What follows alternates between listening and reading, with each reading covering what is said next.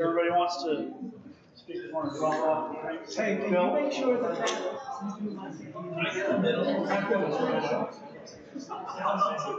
Well, for a tight shot, you guys are going to love this.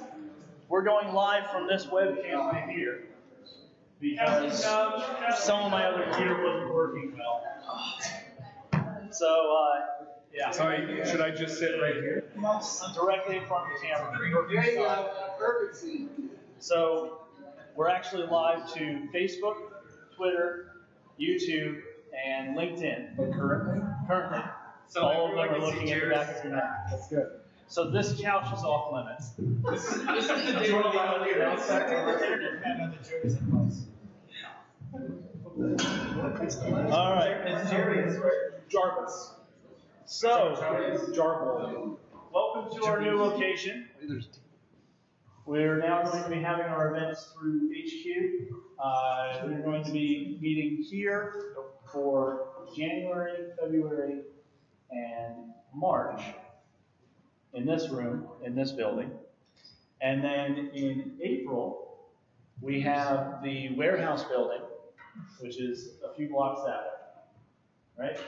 So that should thoroughly confuse everyone for a little bit. But bear with me, because the second half of the year we'll be moved into our regular spot. We'll be meeting at, HQ Gateway. That's a gateway. Patrick knows how good I am with names. Yeah. The specific names of things don't stick. Concepts, ideas, that sticks. But what you call a thing, what is it? Rose by any other name? Remind me of your name again? Exactly. It's terrible with names. So the second half of the year, we'll be over at the HQ Gateway location, which is an awesome spot because we've got these garage doors that roll up off of the little cafe area, so we'll be able to have all the food and drinks that our sponsors provide for the networking and the social part of this evening. And then we'll have this giant glass garage door that rolls up into a classroom type of setup, and we'll be able to have a really nice space, and that'll be our regular meeting spot. But these first few months as we're moving between locations. But we're not RTP anymore. Woo! We're not RTP anymore. And I don't know, it's a long way. It's right off my 40, it's so convenient. I love 540. It's on the scrap. A lot of people like to park on 540 right after work. So we kick things off with pizza, drinks, snacks provided by our sponsors. I want to go through and thank them real quick. And if you enjoy having the food and drinks and everything for these events, a great way that you can help me to encourage them to keep doing that is to find an opportunity this evening, snap a picture during this event, something like that, quote something that you hear, and thank one of our sponsors. You can call them out with an @ mention on Twitter, and that goes a long way to helping me to encourage them to sponsor us going forward. First up, we have the Raleigh SEO Conference. Every May, we do a conference within our group. We do sell tickets to that one event. That's the one event that helps to fund the rest of our events throughout the year. And that is where the bulk of the money for the events comes from. We also have multiple corporate sponsors. Deep Crawl, Rank Ranger, Look to the Right, The Digital, Reunion Marketing, and Opsis Marketing. Not yet. We're working on it. So if anybody has any other sponsors that you want to recommend, as the guys in the back are whispering about, feel free to mention them to me. I have no problem with reaching out to random strangers and asking them for money to pay for pizza for everybody. So just let me know. Without further ado, with mentioning names, I did double check to make sure that the places that these people are working has not changed too recently. They are kind of in high demand, which is why we have them here to chat with us about what's changed since 2019 and what to expect in 2020 with SEO. We have Phil Buckley, who is with IBM, Jake Bohall, who is with Hive Digital, and Patrick Stox, that's with Ahrefs. And he will help us figure out exactly how you're supposed to say that as well. All right. Come out with a definitive answer on that. Without further ado, you guys have the floor. Who wants to kick things off? I'll start by saying, when Frank first told me about this, I thought, hey, I'm going to look back at what we said were the basics for SEO when I first came into this meetup like 50 years ago. And they haven't changed. It's all the same stuff. The core basic understanding of what is important for SEO really hasn't changed in 10 years, which is good content, good site architecture, good links. But with that said, there's a lot of caveats to that basic advice because that makes it sound ridiculously easy, and it's not, and you should be paying a premium for good SEO. So I'm going to throw it over to Patrick because he had a giant list to start. I thought this was audience question. That's how Frank built this. Can we ask questions? Frank said, I didn't do a good job of teeing this up. I was going to toss it over to you guys for quick intros to delve deeper into that, and then we'll go into audience Q&A. Okay, all right, I'll go next. I'm Jake Bohall. Thanks, Frank. So just in that same note, Frank had told me like, hey, this is going to be a panel. We're going to be talking about what's changed and what to look forward to in the future. And my reflection was more about what are all of the things that I've spent my time doing over the last year. Like I've basically repeated the same actions for a large number of clients to help them, in a lot of ways, get back to like their basics, and in a lot of ways, helping them kind of like rethink how they approach their customers in general. So not just fixing things for technical discovery, but more so reimagining the way that they deliver their messaging so that it better aligns with like intent and search and those sorts of things. So I'm excited to talk about that as well. And Patrick did send us a giant list of like 50 things. Like of all of them, Patrick is the one person that like if I ever need to know like, hey, what was it that John Miller said? And like without question, he's always got like, oh, here's the tweet, like here's the link in a matter of like seconds. So I imagine for you it was just copying and pasting from some library that you maintain. For Barry Short Associates Roundtable, yeah. Okay, maybe. Fair enough. I mean, what they said is true. I think Google's been going in the same direction for a long time. Quality links, quality content. I think over the last year, they took a huge step forward with understanding content better, understanding queries better. BERT was a big topic, not the Sesame Street character, but what is it, natural language understanding thing? So Transformers fun. How do you SEO optimize for BERT? Does everybody know what Better BERT content. is? Does anybody want to raise their hand and say we? I don't know what's going on with this buddy sheet you heard over here. No, valid question though, I think. Does somebody get paid every time I do something? Because whoever's getting the money, I'll do more. Is it when we say BERT? No. BERT. Like, you know, Big BERT? All right. So questions? So we had one about optimizing for BERT. How do you SEO optimize for BERT? Yeah, SEO optimize. BERT isn't like an algorithm for Google, it's more understanding the queries. So like understanding what people are asking better. Now you can ask weird stuff that you're like, that's sort of what this thing is, and it's like, yeah, that's what I was looking for. Gives you the answer that you want. Yeah, I don't think there is an optimizing for BERT as much as it is this running story that we've consistently got from Google, which is to optimize our content for the user and to speak naturally. And that really the essence of BERT is Google's ability to better understand that natural language in a way that when we're writing our content, we don't have to say the same keyword over and over again and the synonyms over and over again. In fact, like they can better associate, the pronouns in the first sentence with like the intent of like the noun in the first sentence with the pronoun, 3 paragraphs later, without us having to repeat those same things. So I think optimizing for BERT isn't something that you do. BERT is something that interprets what you do in a way that lets you be more natural and quite frankly more in tune with the messaging that you want to give your users. Right. No, I was just thinking exactly what Jake said about the natural language. So, when you're talking to your friends and you say, what was that movie with the guy and the dog and they got lost in the snow? A few years ago, Google would have had no idea what you were talking about. But there's at least a chance now that a query that weird might bring back what you're looking for, because it exactly what he said. They do a better job of understanding the non-major words. So in the old days, you might write, pizza, New York City,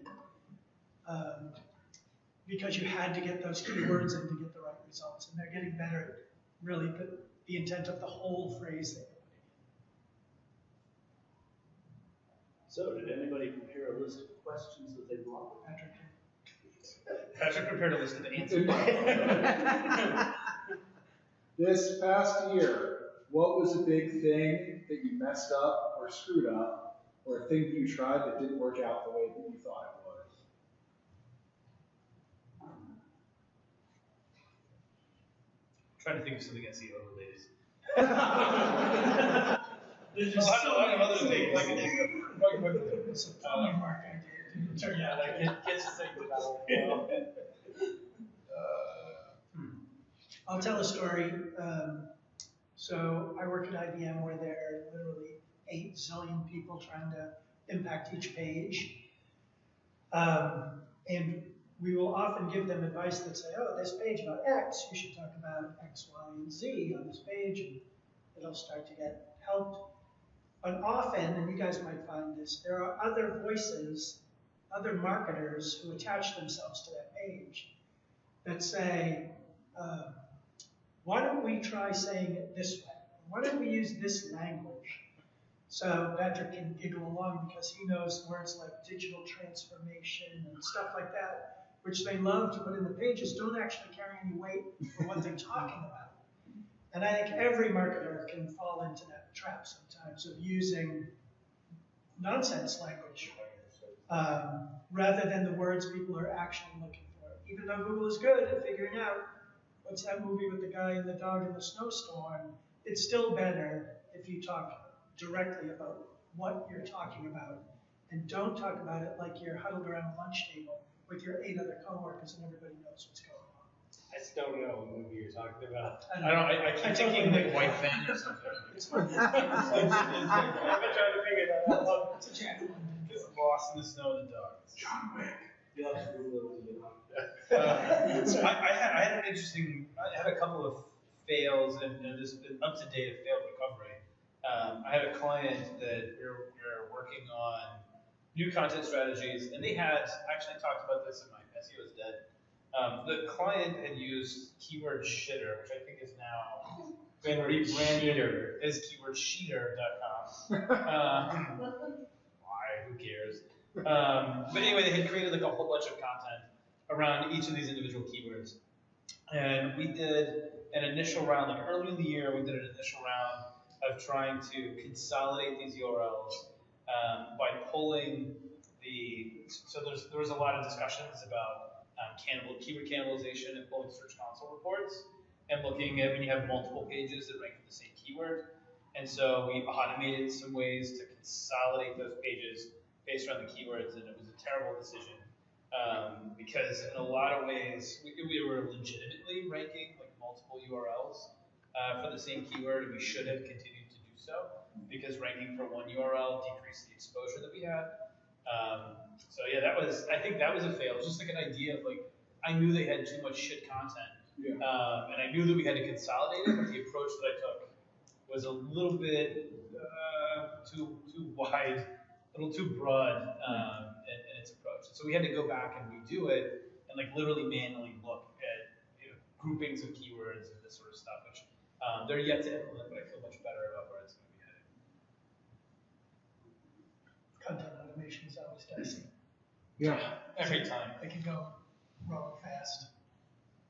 Especially when they screwed it up. Like, the guy gave them a bunch of redirects, and they also screwed up all of the redirects. So, like, admittedly, like, I made a mistake, but I think it was exacerbated by the fact that they screwed up my mistakes even worse. And you're fine on your own making mistakes. I get away with it when they screw it up. I'm like, listen, I told you to redirect those 2 pages. I don't know what you did. It wasn't what I said. Thankfully, we get to fix it all now. So I'm going to bring up 2 interesting things because off of what you talked about. One, the redirects. There was actually an article I think a lot of people missed back in December where John Mueller from Google was talking about how they fixed redirects for a site. Like it just magically happened. They didn't actually redirect it, but they combined the pages anyway and combined the links from the pages. So Google's fixing stuff for us now, which they have been for a while, but that's a new one, the redirect one. Yeah, and a lot of people got angry about that with the 404s. I think it was amazing. I should do I that. think it's great. I just don't understand why people are upset about it. So like one of the things that they brought up was with Google redirecting URLs automatically, consolidating like link equity and that sort of stuff. If you 404 a page and Google finds another page on your site with content that was similar to the 404, like internally at Google, they go ahead and map and redirect for you, which is like this self-healing sort of process. It's not redirecting. I would love my server to do it on itself. Yeah. Well, they're redirecting signals, right? Yeah. And a lot of people were really angry about that. I think generally because they thought that 404ing pages would sort of amputate like bad links, and so they were using the 404 method as a way to get away from unnatural link strategies and try and recover. Like, I've never done that. That's an interesting theory. Yeah. So it kind of, when Penguin, they said Penguin will chase you. Like I think maybe that's really what they were indicating. But is that when we find things that are relevant, even if you nuke it in one spot, we'll follow you around with it. The other part was you had pages where you had multiple rankings. There was an update in June or July, I can't remember, but they decided to stop showing like multiple listings for the same site. Well, they would show like up to 2, I think, but there were a lot of queries before where some sites would have 5, 6 results. What's that? Yelp.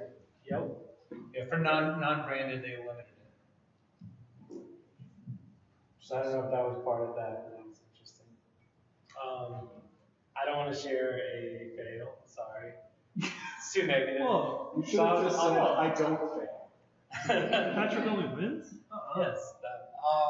I'll share something interesting though. I was at IBM until recently.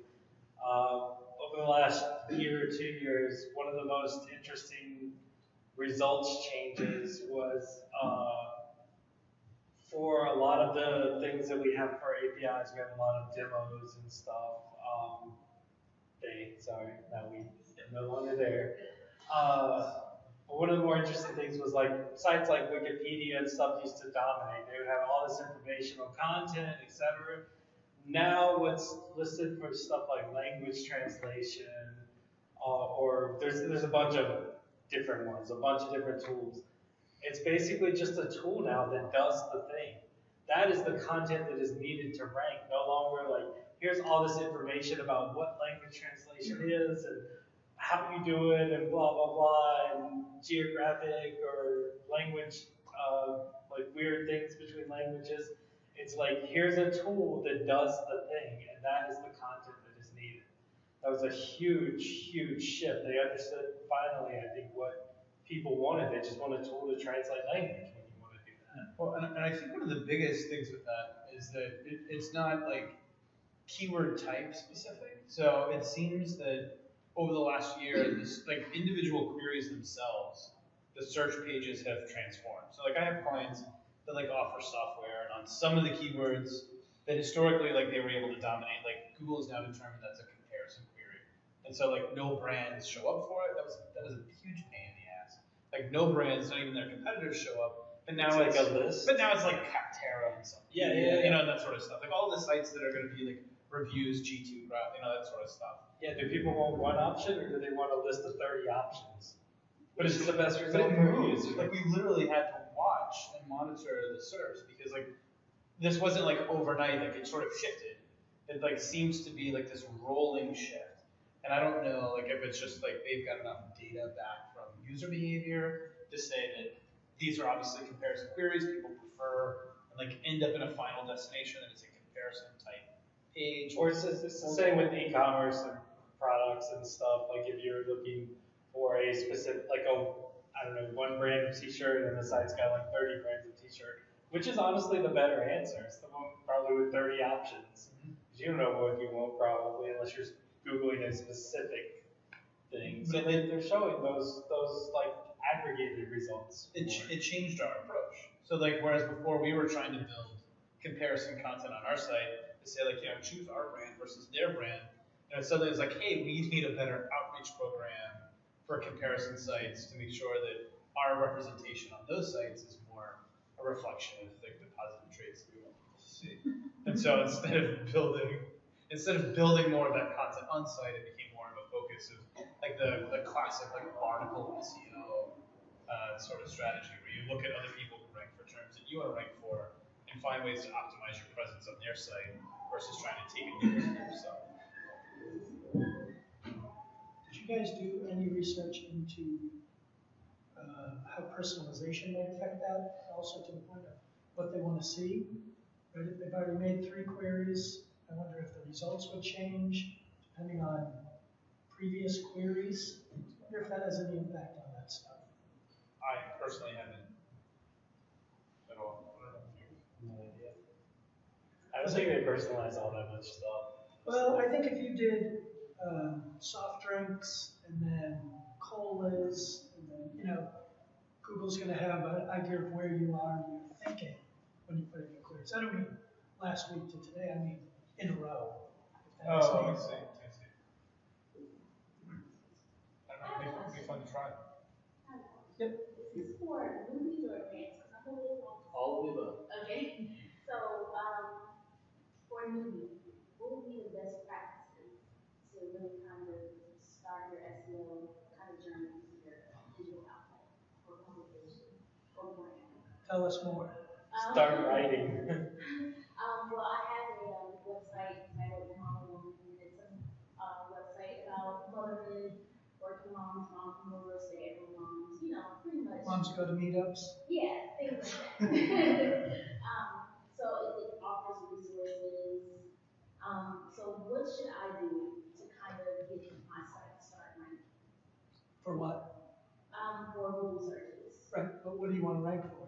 I guess I don't know.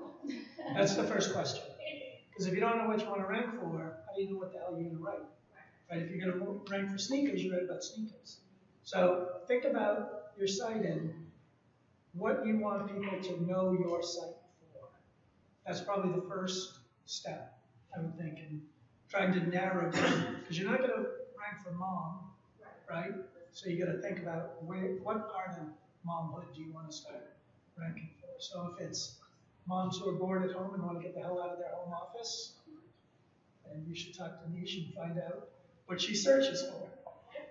So, Funny enough, I was actually talking to her before this session. I was having a similar conversation, and yeah, I think it's important that you figure out like, what it is you're offering first, like what you're trying to appeal to. And no, I think a lot of people get caught up in the like, how do I structure my site? How do I build my site? And those sorts of things. And it's a little cart before the horse, right? Like you don't know what your audience wants. You don't know what they're going to like, what they're going to engage around. And so I think a lot of times, especially for like new entrants into like the content space, that it's important you experiment with different mediums to find out what people like and how they're going to consume your information. So like maybe your content is not for a website. Maybe it's for a YouTube channel. Maybe it's for a Twitter following. Right? Like there's different ways to approach it. Maybe a Medium blog would be best for you for a while until you build up an audience, and then you can transition that audience to like your own property. Because if you spend too much time out of the gate focusing on these sorts of things, you'll kind of forget what it is you're passionate about. It's like the guy in a pie shop who thinks about what his menu is going to look like and doesn't think about how he's making his pies, right? So like focus on like what you're offering and like how you can make sure that people are loving and accepting what you've got first. And then you can always go back and fix your technical SEO and those sorts of things later. SEO is not a like instant gratification strategy. So like be prepared if you're new to just kind of feel it out for a little while and come back and clean it up later. just keep swimming. Yeah, a lot of people starting have paralysis by analysis. They're like, I don't know what I want to do. You already know what you want to do, so that's a huge start. Now just think what's useful to your audience. Just start writing. Eventually you'll get into keyword research. I think there's free tools. What Uber suggests, I think it's free now. Uber suggests, UberSuggest.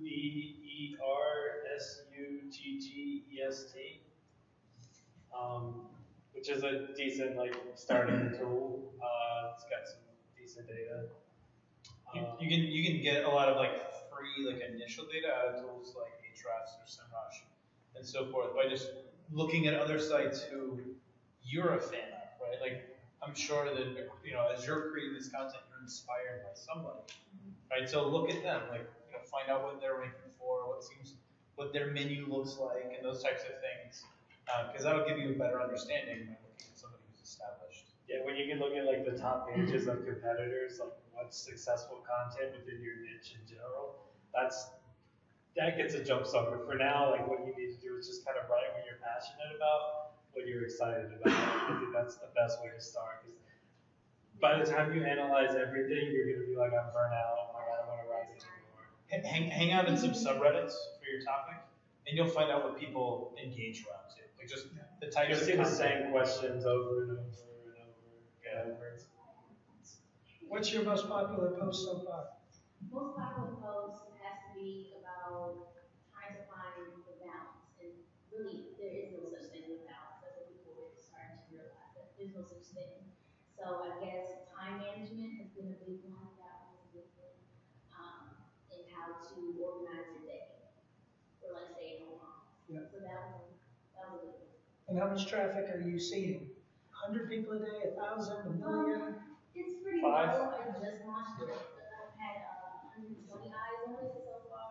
Some things are 50. It's really like a business Right. stage. Just keep going. So the hardest thing is to not give up. If you can be consistent for a year, things will show up. You'll be like, holy shit, I wrote that on a Sunday night when I was half drunk watching The Bachelor, and it's killing it, right? Like stuff will just happen that is totally unexpected. My most popular blog posts have always been like the random thing that I wrote about. I got angry at some guy for Talk Fusion or something. And now it is like the highest traffic post on my website for like years running. And like I don't even care about this anymore. Like, I was just pissed off one day. Casey movies.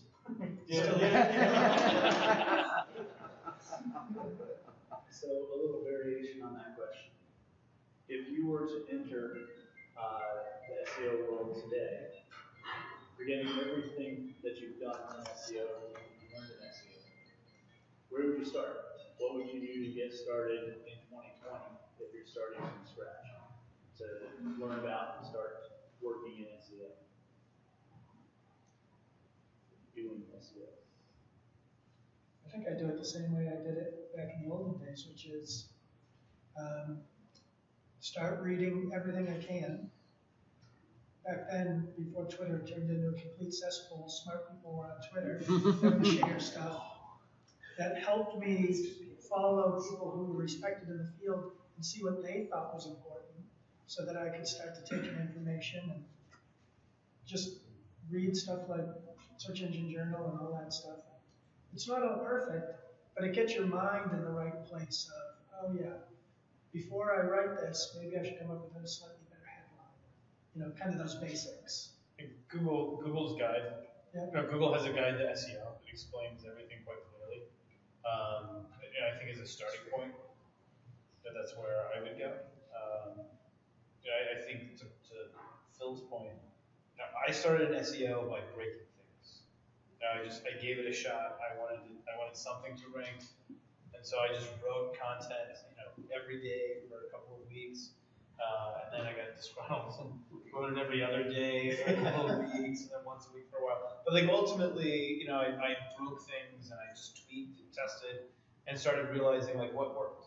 And I think that still applies today. There's so many things that you'll read about that tell you are important, like alt tags. And if you're trying to rank for images or you want to make sure you don't get sued for media compliance and things like that, absolutely important. But otherwise, you're going to spend a lot of energy chasing down best practices that aren't going to move the needle on anything. So I think that would be my starting point. It's just like trying to follow the people that I can ask questions and reading from the source what they find to be most important. I don't have a different answer to that. I think it's interesting because the way it always goes is like people start out, they don't know what they're doing, and then they overly complicate things, and like everything's a problem, and then eventually you're like, you get back to the basics, because the basics are what matter. The basics are what are going to move the needle. Just getting your content right, getting something written, getting something done. That's what works. Yeah, and no, HREF's blog, we have a lot of great material for beginners. Yeah, there's a Content Kings blog's fantastic. I think there's a lot of good stuff as well. Yeah, I mean, just write for your users, write for your audience, and you'll start to figure it out quickly. Like you'll see the patterns and the things that work. So I guess making sure that you've got the data collection in place for like analytics and search console, so that at least when things do move, you can maybe start to comprehend why. Then you'll know where your effort needs to be put. I'll give you one more thing for your mom site, which I think is important for personal sites like that, is the people are interested in you as much as the article. If it's if it's IBM's blog, nobody really cares about the author. But if it's your blog and you're writing about things that are important to moms, they want to feel like they're connecting with you. And that's when stuff starts to get shared out